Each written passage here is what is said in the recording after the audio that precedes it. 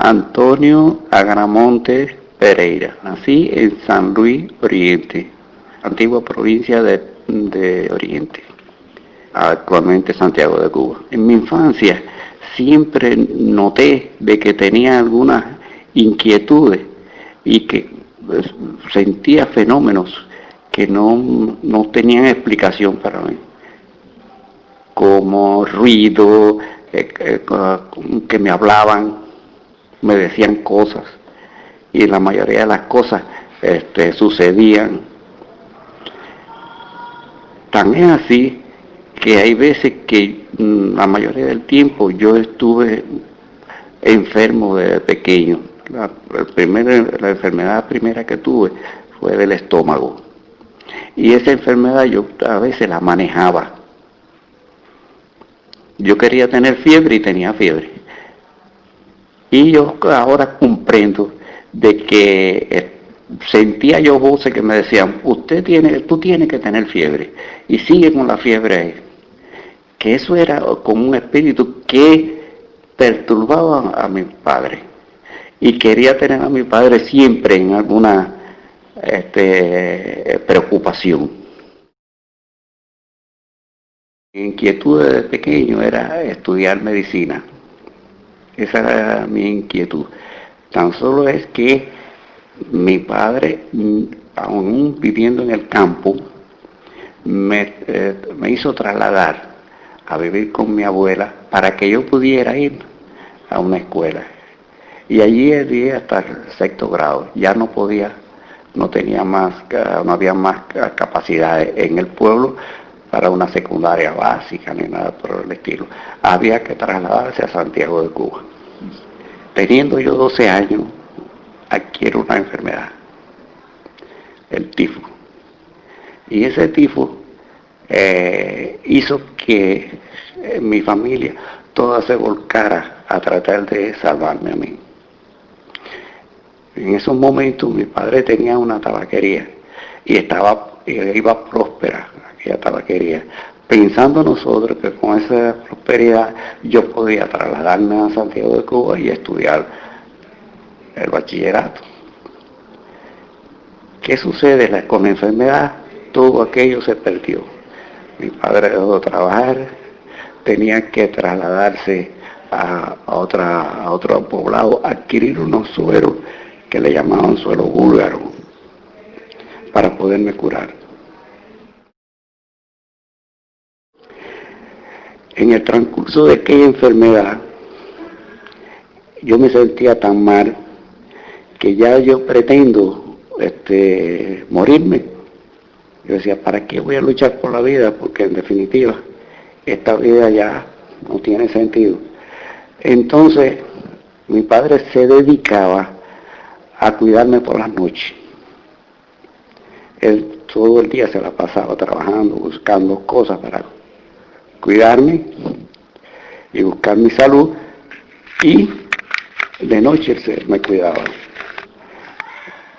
Recuerdo yo que una noche ya que yo estaba pensando eso, él cayó en trance del espíritu de José de Luz. Y entonces el espíritu me habló de que yo no me podía morir, que yo tenía una labor que continuar en la vida espiritual con relación a la labor que estaba realizando mi padre. Y que si yo deseaba morir, bueno, pues me moría, pero si no, él me iba a ayudar a que yo me salvara. Ese trance le sucede al padre mío, del sueño al trance. Él no se percató de nada de eso. Cuando ya después de estar hablando nosotros como una hora, mi padre se despierta. Y entonces yo le empiezo a contar todo lo que el espíritu me había dicho y que me iba a poner un espíritu para que me cuidara, un espíritu anciano que me iba a ayudar en toda mi trayectoria de mi vida. Terminado eso, me recupero Y cuando salgo de la cama, que estoy funcionando en la casa y eso, empiezo a preguntar de qué es lo que había sido toda la tabaquería, veía que no todo se había acabado. Y entonces me comprometo a ayudar a mi padre en toda su existencia. Y de ahí es donde parte la ayuda que yo le brindo a mi padre en toda su trayectoria, ayudar a criar a mis hermanos, ayudarlo en la mediunidad, ayudarlo en todo. Y así cumplí eso hasta su muerte. ¿Por qué yo llego a La Habana? Llego a La Habana porque mi abuelo le exige a mi papá, ya como espíritu, a que me traiga para La Habana porque yo tengo que aprender aquí un oficio y seguirlo ayudando a él y ayudarlo en su labor espírita. Aquí empiezo, vaya, la organización de toda la familia, trasladar todos los demás hermanos para acá, adquirir una casa, yo aprender una profesión. Ya, entonces ya cuando yo aprendo una profesión, ya yo empiezo a ayudar a Claudio, lo mismo en la labor que en la casa, pero no con una responsabilidad muy amplia. ¿Qué profesión usted aprendió? Yo aprendí la mecánica automotriz, que lo estudié en Antioficio. Ya Claudio necesita hacer una nueva sociedad aquí. Y yo, como trabajaba en mi oficio, empiezo a ganar muy buen dinero y lo ayudo en ese sentido. Nos mudamos para el Lawton, de Lawton pasamos para San Francisco de Paula, y allí en San Francisco de Paula, en una finca, se crea la sociedad de José de Luz, o sea, la agrupación José de Luz. Bueno, el papel mío era prácticamente de sostén económico, más de que yo participaba en todas las labores y eso, pero mi papel más era el sostén económico, para que Claudio pudiera ampliar su labor. De ahí nos trasladamos para aquí, para Novena, aquí en Miramar. Y aquí en Miramar empieza a Claudio a desarrollar otro tipo de labor, pero ya una labor como escritor, escribiendo toda su memoria, y ahí hace un par de libros. En ese momento contribuyo con él en la labor y sigo en mi problema económico. El problema mío era económico, el problema, hasta que de ahí nos trasladamos para aquí. 37, número 3019, entre 30 y 34. Claudio se interesa en que yo me case y entonces me manda a laborar a las distintas sociedades que estaban establecidas en aquel momento, que eran 14. Y es dentro de esas sociedades que yo conozco a la esposa mía, Teresa Estel Buchor Valdés, y ella ya se involucra también en ayudarme a mí materialmente y espiritualmente en la labor. Bien. Entonces, que eso fue en el 60. En el 65 Claudio muere. Y entonces me iba a quedar yo al frente de la labor, pero decido que se quede frente a la labor un hermano mío más pequeño para buscarse la evolución de él. ¿Cómo se llama? Eduardo Agramonte Pereira, para que él evolucionara, y yo lo sigo apoyando en toda la labor, en todo lo que iba haciendo y todo lo que iba haciendo, hasta en el 81, que él junto con la esposa de mi padre, el padre mío, porque ya se había divorciado de mi mamá, decide, la esposa se quiere ir fuera del país y él se va junto con ella. Y entonces que yo tengo que empezar la labor en el año 80. Empiezo a laborar en la Sociedad Amor y Caridad Universal. Y a su vez recolectando hermanos dispersos, que algunos se habían ido por acá, el otro por allá, y los empiezo a agrupar en la Sociedad Amor y Caridad Universal. En el 90 ya allí no había espacio para mí, me creaba dificultades la labor allí. Y decido entonces volver a crear la agrupación José de Luz. En el año 65 no se inscribió, se dejó así en vista de que había una convulsión social. En el año 2000 ya yo tengo necesidad de hacer relaciones internacionales, porque desde el 90 hasta el 2000 yo voy relacionándome con distintos medios de que se habían ido de aquí y venían y teníamos intercambios y encuentros. Y de esos encuentros se desprende de que la agrupación José de Luz, insisto en que le den vigencia fuera de aquí, porque muchos de los que se habían ido de aquí estaban por allá laborando. Eso permitió que la agrupación José de Luz en el exterior buscara contacto con el espiritismo internacional. En el año 2001, la Sociedad Amor y Caridad Universal, de la que yo me había retirado, aunque yo la visitaba y eso, pero me había retirado, me llaman para que tome la dirección de la agrupación de la Sociedad Amor y Caridad Universal. Y eso me permite que me dé cobertura para iniciar distintos recorridos internacionales que hemos realizado. Porque la agrupación José de Luz todavía, en estos momentos, se está luchando para que la oficialicen. En estos momentos, bueno, pues se han realizado aquí en este país 2 encuentros internacionales. Y en este último vinieron representaciones de casi todos los países latinoamericanos y de Europa, algunos de Europa. La representación de Europa estuvo aquí, con proyectos a crear más vínculos internacionales, con la representación que nos dirige del Estado, o sea, que nos supervisa.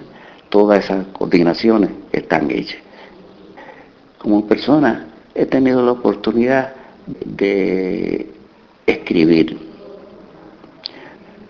Yo desde el año 80 hasta la fecha he escrito cantidad de cosas que están por publicar, con poemas, con temas filosóficos y práctica. En estos momentos nosotros estamos practicando, nosotros digo porque me están ayudando mis hermanos también, practicando las mediunidades, creando nuevos grupos mediunímicos, buscando medios para que se hagan responsables de una labor, que eso es muy importante, porque hay medios que desean hacerlo pero no conocen los mecanismos, y hay que buscarle esos mecanismos, darle oportunidad a esos espíritus que se proyecten, y esa es la labor que ahora estoy involucrado en ella.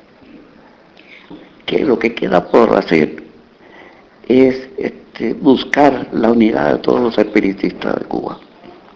¿Por qué? Porque los espiritistas, muchos de aquí en Cuba, por la coyuntura social que hubo, se han aislado, y cada uno quiere nada más que mantenerse en su grupito con el fin de que no crearse dificultades. Pero hay que buscar que haya una representación espiritual como la hubo anteriormente, porque ahora en este momento hay más espiritistas que antiguamente. Si usted va ahora a cualquier poblado por ahí, se encuentra que hay distintos medios trabajando, uno por aquí, otro por allá, pero con el temor de agruparse. Otro reto que me propongo es que tratar de que los espiritistas en Cuba reciban literatura espírita, que hay mucha literatura mundial que la desconoce. Y a su vez, toda la documentación que nosotros tenemos, poderla llevar a libro, porque también esa es otra de los atenuantes que tenemos en este país, que todavía no hay una una aceptación a que se escriba sobre temas que no sean de tipo religioso. El desconocimiento, una de las cosas. Hay muchos lugares donde predominan algunos tabúes. El espiritismo ha tenido en América principalmente, ha tenido eso atenuante de que muchas autoridades no le han permitido su evolución porque le han creído de que puedan ser parte de hechicera, parte de... No se han dado cuenta que esto es ciencia, que no es religión. Se puede practicar como ciencia, filosofía y religión, pero es más ciencia que filosofía y que religión, porque esto tiene un fundamento científico. Mis vivencias han sido muy satisfactorias. Estoy satisfecho a lo que he podido realizar hasta este momento. Y hay veces que hay predicciones que uno cree que no pueden existir. Y las predicciones fueron desde pequeño de que al morir mi padre yo me iba a quedar al frente de una labor ante la humanidad. Cosas que para mí en aquel momento eran cosas muy difíciles de alcanzar. Yo no me sentía con que iba a tener esa envergadura en mi vida. Y ahora, después de mayor, me doy cuenta que sí. Y que pensamos que esta forma de práctica espiritual continúe, porque la hizo Claudio, mi padre, conjuntamente con el espíritu de Cero y otros espíritus más que la ayudaron, y eso no debe quedar en el vacío. Y ahora pretendo de que venga una nueva generación y la siga llevando. El espiritismo no se quede a la saga, sino que vaya cada día hacia adelante. ¿Por qué? Porque el espiritismo tiene un fundamento social. Tú tienes que tratar dentro de la vida espiritual que las personas sean cada día mejor. Porque si tú luchas porque una persona sea mejor, será mejor espíritu el día de mañana. Porque la vida no se termina con la muerte, es una nueva existencia que va a existir en uno.